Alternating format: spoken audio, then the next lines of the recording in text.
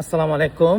বাংলাদেশে গুপ্ত নিয়ে যে বিষয়টা শুরু হয়েছে তা হলো যে যারা নেতৃত্বে আছেন বর্তমান সরকারের, তারা গুপ্ত শব্দটাকে প্রমোট করতে বলছেন এবং এই প্রমোট নিজেরা করছেন নিজেদের বিভিন্ন বক্তব্যে, এবং তারা তাদের ছাত্র সমাজকেও এই গুপ্ত ওয়ার্ডটা বলে একটা বিভাজন তৈরি করার জন্য চেষ্টা করছে।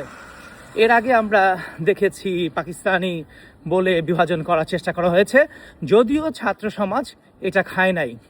কারণ কি, আমার আন্ডারস্ট্যান্ডিংয়ে যেহেতু আমি সকল দল, সকল মত, সকল মানুষের সাথে ঘুরে বেড়াই, আমি একটা গল্প বলবো আপনাদেরকে আজকে। তা হলো আমাদের মুরব্বীদের যেটা সমস্যা, তা হলো যে তারা ইয়াংদেরকে বিভিন্নভাবে ম্যানিপুলেট করে রাজনৈতিকভাবে ইউজ করার চেষ্টা করে। যেমন এক জায়গায় এক বাবা আর ছেলের যদি কনভারসেশনকে শেয়ার করি, বাবা ছেলেকে বলছে যে তুমি ওর সাথে চলবা কেন, কিন্তু ছেলে যে কোনো উপায় হলেও তার সাথে ঘুরবেই। তার মানে হচ্ছে যে যে কোনো উপায়ে বাবার নিজেরও ওই ছেলের সাথে আসতে হইল।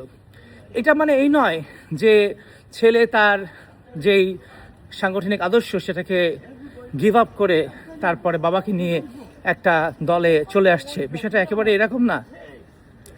কিন্তু আমাদের মুরব্বীরা এই জিনিসটা কখনোই খেয়াল করছেন না। এই 1400 বাচ্চা জেনে না জেনে, বুঝে না বুঝে, ইচ্ছায় অনিচ্ছায় যেভাবে হোক না কেন তারা যে চলে গেল, এই যে দেখার পরও আপনার চোখের সামনে যেখানে দেখা যাচ্ছে হাত নাই, পা নাই, চোখ নাই, ইয়াং ভাইরা ঘুরে বেড়াচ্ছে, এগুলা দেখার পরও আমাদের মানসিকতায় কিভাবে করে এই জিনিসটা আসে যে আমরা গুপ্ত টুপ্ত বলে আর একটা সেগ্রিগেশন তৈরি করব, একটা উত্তেজিত পরিবেশ তৈরি করব, যাতে করে আবার একটা সংঘর্ষ হয়। আমি মনে করি দ্যাট ইজ দ্য স্কোপ।